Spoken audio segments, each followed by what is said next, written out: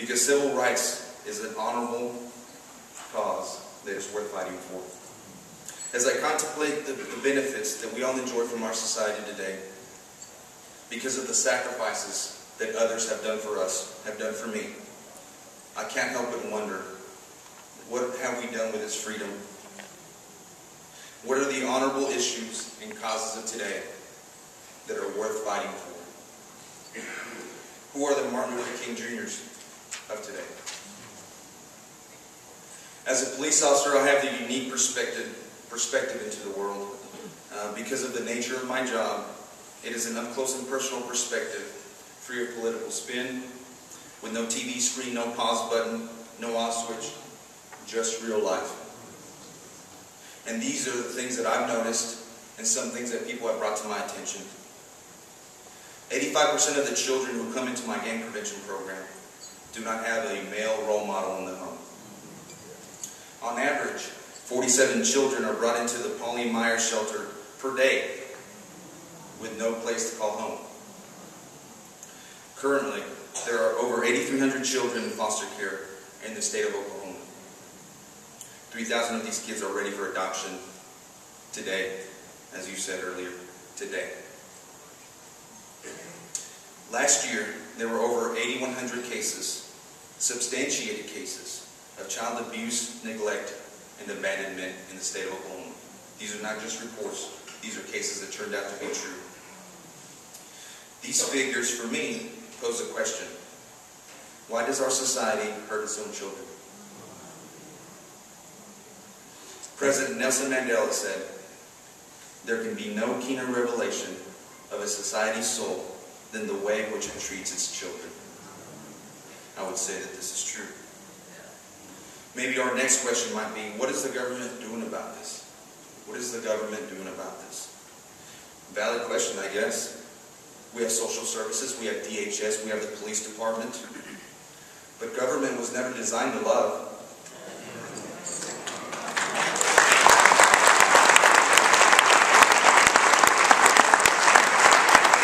Love is up to humanity.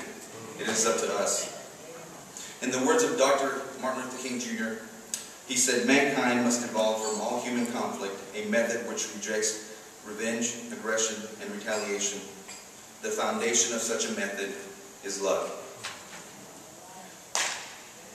I believe that the greatest threat to our society is the breakdown of the family unit.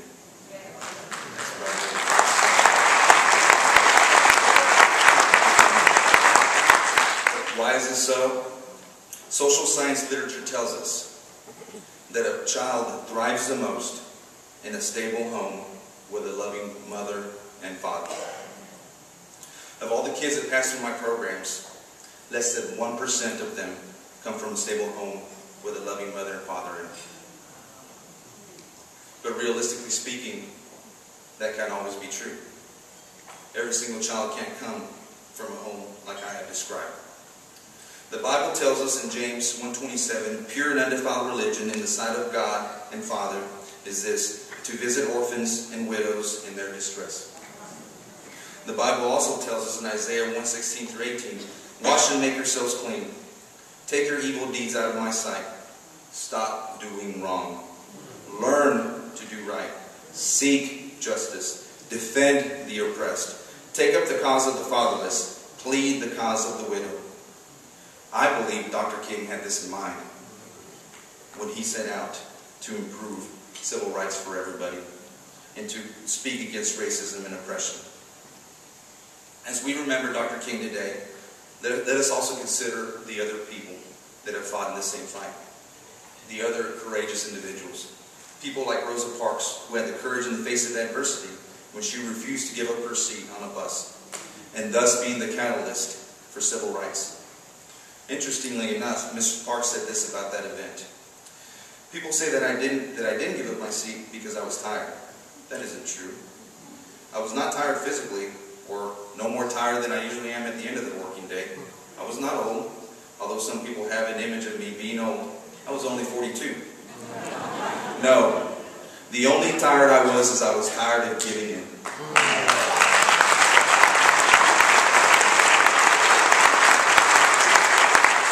back to today's theme, courage in the face of adversity. To me, courage is the following. The grandmother choosing to raise her grandchild by herself in a high-crime area. The kid from a single home saying no to gangs, no to drugs, and yes to an education in the midst of peer pressure and peer review. The single mom working 2 jobs to give her daughter a better future than what she had, and still finding the time at night to help her with her homework.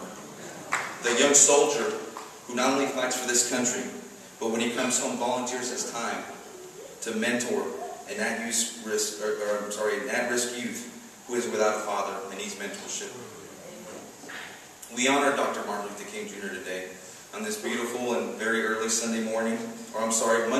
It seems like church this morning for some reason. I don't know whatever they get out of it. Let us also consider the just and worthy causes of this day and ask ourselves, what can I do? Not what can others do, what can the government do, but what can I do?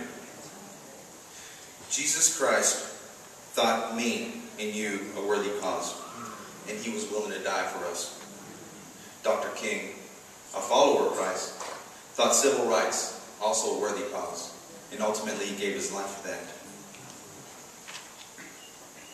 One of my favorite quotes is by T.E. Lawrence, and it goes something like this. All men dream, but not equally. Those who dream by night, in the dusty recesses of their mind, wake in the day and find that it was vanity. But the dreamers of day are dangerous men.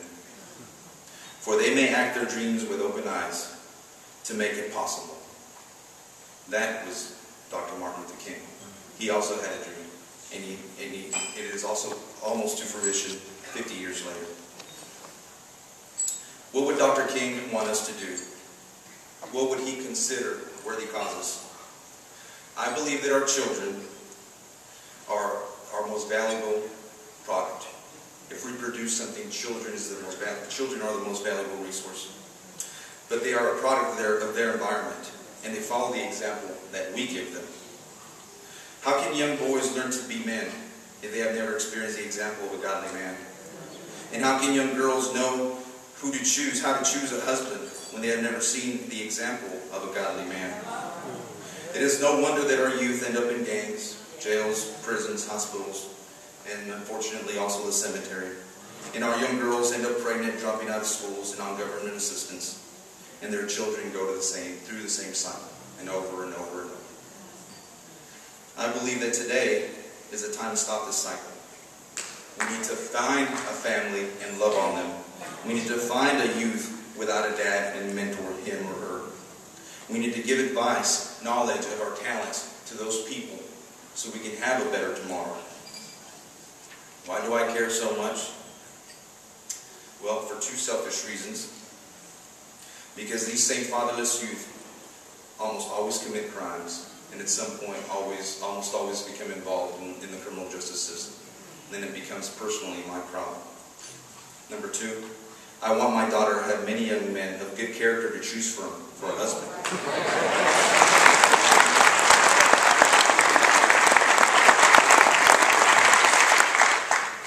I believe the following quote from Dr. King sums it all up beautifully. He said, whatever career you may choose for yourself, doctor, lawyer, teacher, let me propose an avocation to be pursued along with it. Be a dedicated fighter for civil rights. Make it an essential part of your life. It will make you a better doctor, a better lawyer, a better teacher.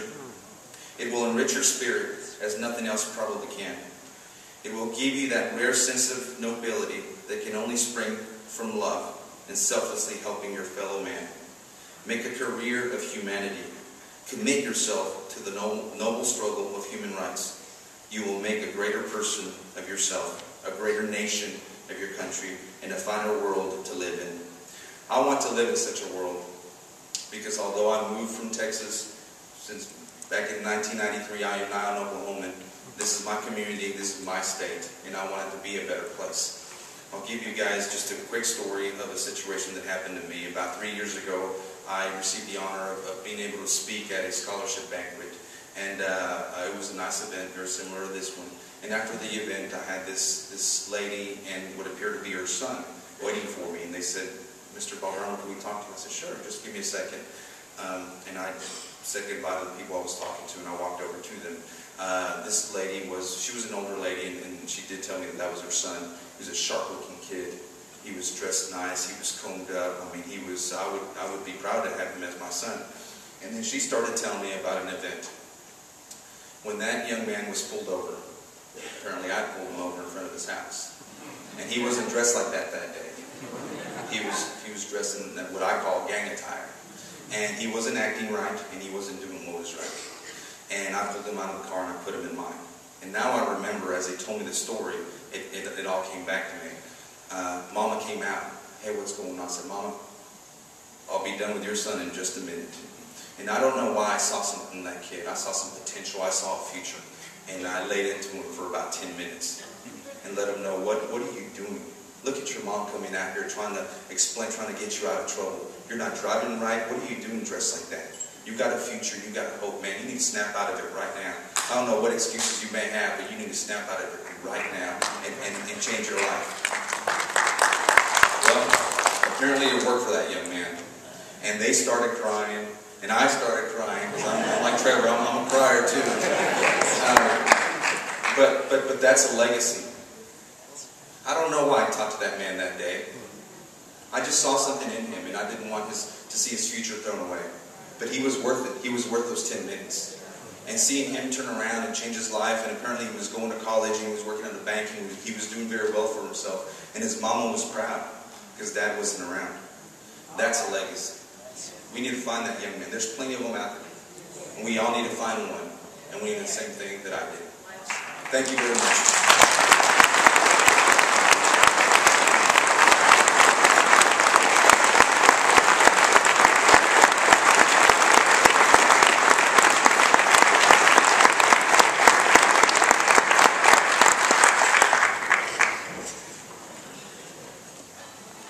Wow, we've really had some dynamic speakers thus far.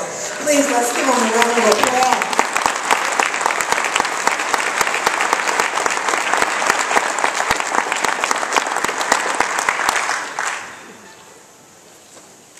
At this time, we're going to have a musical selection from a group from the Mid-Dale School, from Dale City High School. They are the Daybreak Show Choir.